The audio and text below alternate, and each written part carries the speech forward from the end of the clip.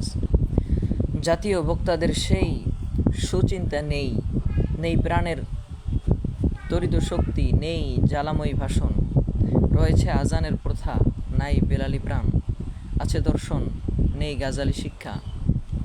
মসজিদগুলো যেন কাঁদছে, নামাজি কেউ নেই, অর্থাৎ হেজাজি গুণের অধিকারী কেউ নেই।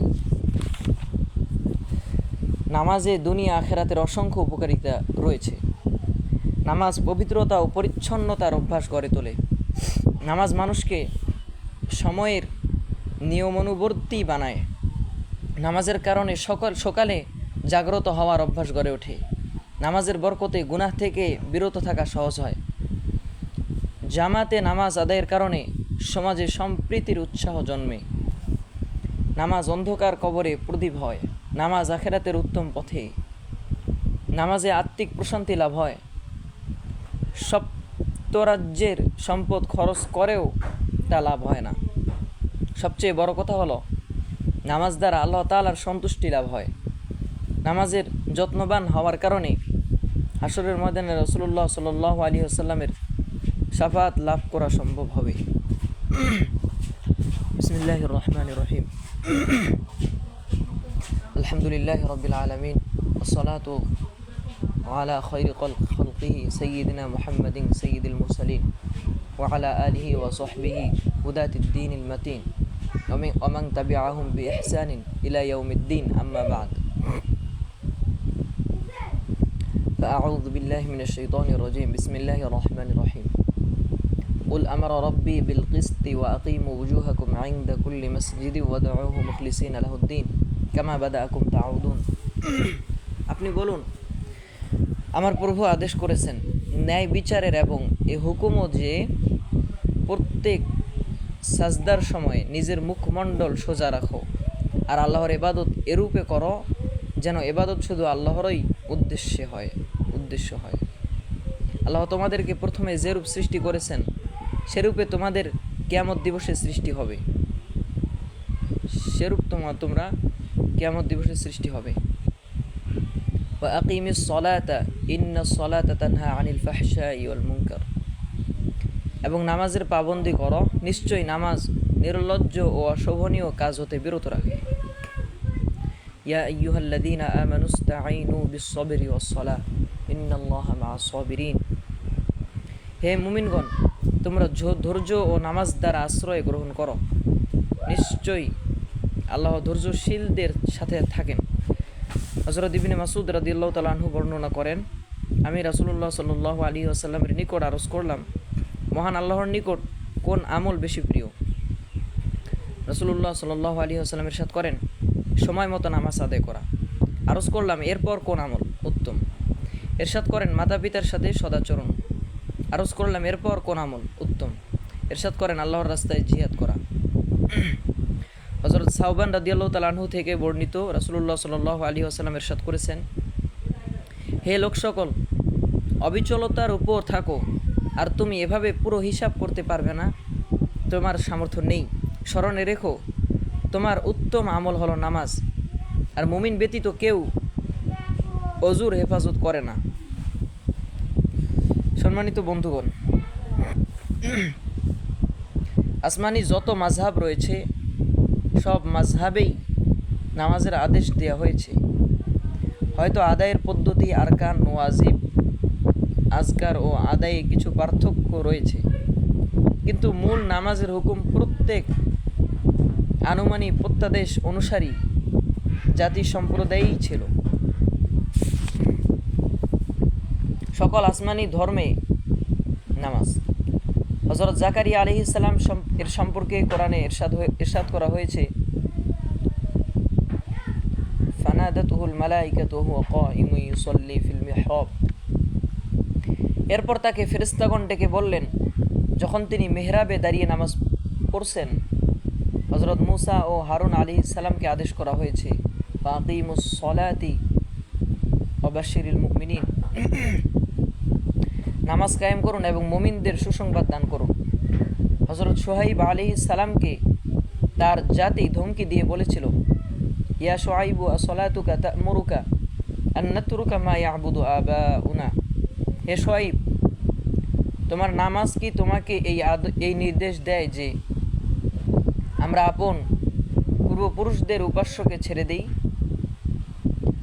হযরত ইব্রাহিম আলাইহিস সালাম আপন সন্তানকে জনমানবহীন স্থানে রেখে আসার কারণ প্রসঙ্গে বর্ণনা করেছেন, রব্বানা লিয়ুকিমুস সালাহ, হে আমাদের প্রভু, যেন তারা নামাজের প্রতি বিশেষ খেয়াল রাখে। হযরত ইসমাঈল আলাইহিস সালামের সম্পর্কে এসেছে, ওয়াকানা ইয়া'মুরু আহলাহু বিস-সালাতি ওয়াজ-যাকাতি, আমাকে ও আমার পরিবারকে নামাজ এবং যাকাতের আদেশ করা হয়েছে। হযরত ঈসা আলাইহিস সালাম খুশি মনে বলেছিলেন, ওয়া আওসানি বিস-সালাতি ওয়াজ-যাকাতি, আর আমাকে নামাজ আদায় ও যাকাতের আদেশ দেওয়া হয়েছে। হযরত লোকমান আলাইহিস সালাম আপন পুত্রকে উপদেশ দিয়ে বলেছেন, ইয়া বুনাইয়া আকিমিস সালাহ, হে বৎস নামাজ কায়েম করো। বনি ইসরাইলদের থেকে প্রতিশ্রুতি নেওয়া হয়েছে, ওয়া আকিমুস সালাতা ওয়া আতুজ যাকাহ, নামাজ কায়েম করো ও যাকাত আদায় করো। ইসলামে নামাজ, কিন্তু ইসলামে নামাজকে যত গুরুত্ব দেওয়া হয়েছে অন্য কোনো ধর্মে তত গুরুত্ব দেওয়া হয়নি। রাসূলুল্লাহ সাল্লাল্লাহু আলাইহি ওয়াসাল্লামকে ঈমানের পর সর্বপ্রথম নামাজের আদেশ করা হয়েছে। তার নবুয়তের সূচনা লগ্নে সূরা মুদ্দাসসির অবতীর্ণ হয়েছে, তাতে ইঙ্গিতে নামাজের আদেশ দেওয়া হয়েছিল। ইরশাদ হয়েছে, ইয়া আইয়ুহাল মুদ্দাসসির কুম ফাআনদির ওয়া রাব্বাকা ফাকাব্বির, হে বস্তাবৃত রাসূল, উঠুন, এরপর কাফেরদের ভীতি প্রদর্শন করুন। নিজ রবের শ্রেষ্ঠত্ব বর্ণনা আল্লাহ তাআলার উপর ঘোষণা করাই নামাজের ভিত্তি। নামাজের শুরু হয় আল্লাহু আকবার বলে, এরপর 4 রাকাত নামাজে প্রায় 22 বার এ কালেমা বলতে হয়। নামাজের জন্য আজান দেওয়া হলে তাতে 6 বার এ বাক্য বলতে হয়। নামাজের একামতেও 6 বার আল্লাহু আকবার বলা হয়। নামাজের প্রত্যেক রকনেই শিক্ষা দেওয়া হয়েছে, আল্লাহ ব্যতীত কারো কোনো বরত্ব নেই। ইসলাম সোনা রূপা আর ইট পাথরের পূজনীয় সমস্ত মূর্তিকে তাওহীদের আকীদার চরমাঘাতে ভূমিসাৎ করে দিয়েছে। বাকি রেখেছে শুধু এক আল্লাহর নামাজ, যাতে কেউ অবনত হলে এক আল্লাহ তাআলার সামনে অবনত হয়, কেউ কিছু চাইলে এক আল্লাহর নিকট চায়। আল্লাহ ছাড়া অন্য কারো সামনে সেজদা করাকে হারাম সাব্যস্ত করা হয়েছে, চাই তিনি ওলি আল্লাহ, কুতুব, আবদাল, সাহাবি ও নবী যেই হোক না কেন। নামাজ ও কোরআন, নামাজের প্রতি যার পড়ানাই গুরুত্বারোপ করা হয়েছে। পবিত্র কোরআনে 109 স্থানে স্পষ্টভাবে নামাজের উল্লেখ করা হয়েছে। ইশারা ইঙ্গিতে তো শতাধিকবার নামাজের উল্লেখ করা হয়েছে। যেমন সূরা বাকারার 45 নং আয়াতে বলা হয়েছে, নিশ্চয়ই নামাজ কঠিন কাজ, তবে আল্লাহ ভীরুদের জন্য নয়। সূরা বাকারার 45 নং আয়াতে বলা হয়েছে, নিশ্চয়ই নামাজ কঠিন কাজ, তবে আল্লাহ ভীরুদের জন্য নয়। সূরা আনকাবুতের 45 নং আয়াতে বলা হয়েছে, নিশ্চয়ই নামাজ নির্লজ্জতা ও গুনাহ থেকে বিরত রাখে। সূরা মায়েদার 55 নং আয়াতে বলা হয়েছে, তোমাদের বন্ধু তো আল্লাহ ও তার রাসূল এবং মুমিনগণ, যারা নামাজের পাবন্দি করে ও যাকাত আদায় করে, এ অবস্থায় রুকুরত থাকে। সূরা তাওবার 71 নং আয়াতে মুমিনদের বৈশিষ্ট্য বর্ণনা করা হয়েছে যে তারা নামাজ আদায় করে। সূরা মুমিনের 9 নং আয়াতে নামাজীদেরকে জান্নাতের উত্তরাধিকারী ঘোষণা করা হয়েছে। সূরা তাওবার 18 নং আয়াতে নামাজীদেরকে জান্নাতের উত্তরাধিকারী বলা হয়েছে। সূরা তাওবার 18 নং আয়াতে নামাজ কায়েমকারীদেরকে হেদায়েতপ্রাপ্ত বলা করা হয়েছে। সূরা বাকারার 27 নং আয়াতে বলা হয়েছে, নামাজি নির্ভয় নিশ্চিত হবে। সূরা জুমারের 9 নং আয়াতে বলা হয়েছে, নামাজি ও বেনামাজি এক সমান হতে পারে না। সূরা মুদ্দাসসিরের 42 নং আয়াতে বলা হয়েছে, বেনামাজি দোজখে জ্বলবে।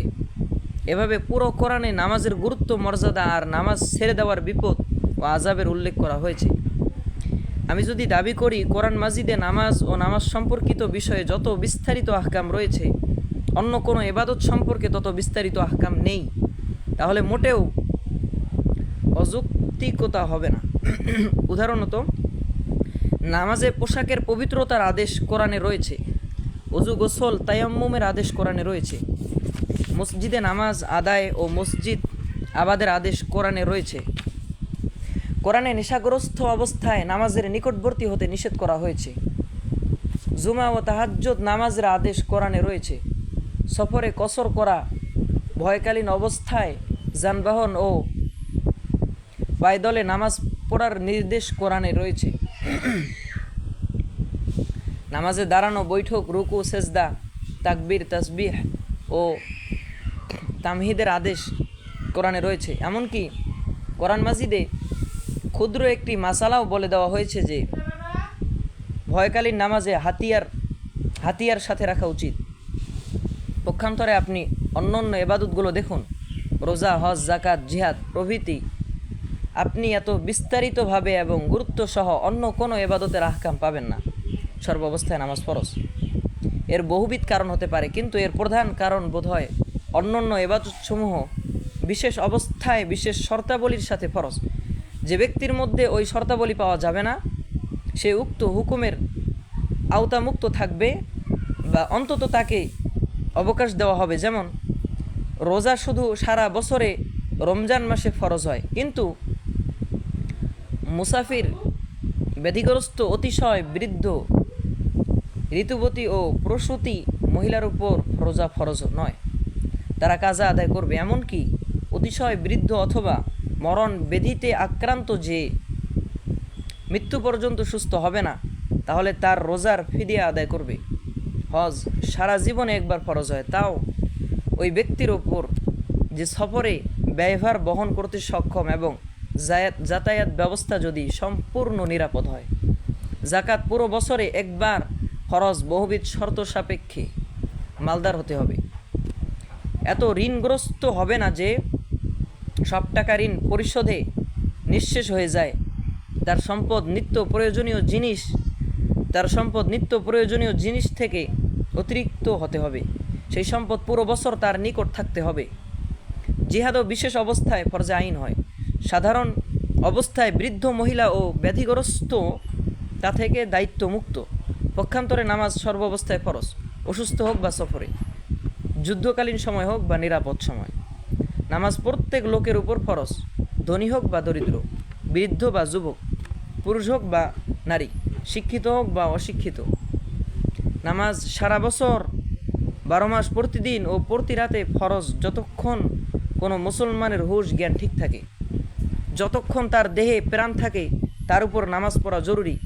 দাঁড়িয়ে নামাজ না পড়তে পারলে বসে পড়বে, বসে পড়তে না পারলে শুয়ে পড়বে, রুকু সেজদা করতে না পারলে ইশারায় পড়বে, উজু করতে না পারলে তায়াম্মুম করে পড়বে, সতর আবৃত করার কাপড় না থাকলে বিবস্ত্রই নামাজ পড়বে, কেবলা জানা না থাকলে যেদিকে বেশি মন টানবে সেদিকে মুখ করে পড়বে, যুদ্ধের ময়দানে দাঁড়ানোর সুযোগ না হলে বাহনের উপর চলন্ত অবস্থায় নামাজ পড়ে নিবে।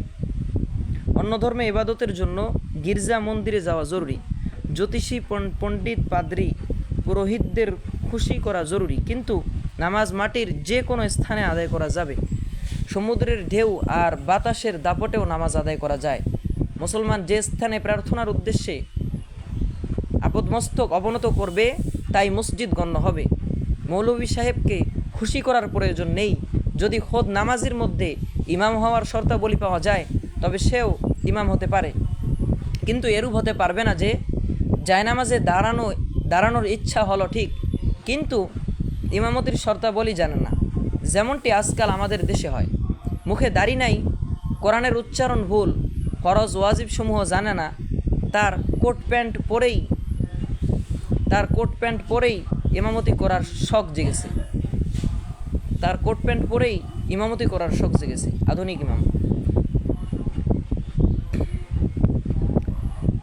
মজলিসে তাহাফুজে খতমে নবুয়তের সাবেক আমির মাওলানা লাল হুসাইন আখতার রহমতুল্লাহ আলাইহি এমনই এক আধুনিক ইমাম সাহেবের ঘটনা শোনাতেন। তিনি বলেন, আমি বাইরের এক দেশে জৈনক ইমামের পেছনে নামাজ আদায় করছি। তিনি নামাজ শেষে সাহু সেজদা আদায় করলেন, অথচ বাহত তিনি তার উপর সাহু সেজদা ওয়াজিব হওয়ার মতো কোনো কাজ করেননি। আমি নামাজ শেষে তাকে জিজ্ঞেস করলাম, হজরত, আপনার দ্বারা তো বাহত সাহু সেজদা ওয়াজিব হওয়ার মতো কোনো ভুল ঘটেনি, তবু আপনি সাহু সেজদা আদায় করলেন কেন? তিনি দাপটের সাথে বললেন, আসলে নামাজের মধ্যে আমার পশ্চাৎ বায়ু নির্গত হয়ে গিয়েছিল, বিধায় আমি সাহু সেজদা করেছি। সুতরাং এরূপ মূর্খ নির্বোধকে ইমাম বানানো না জায়েজ, নতুবা ইমামতির শর্তাবলী পুরোপুরি জ্ঞাত যে কোনো লোক ইমাম হতে পারেন, তিনি পেশায় মৌলভী হন চাই না হন।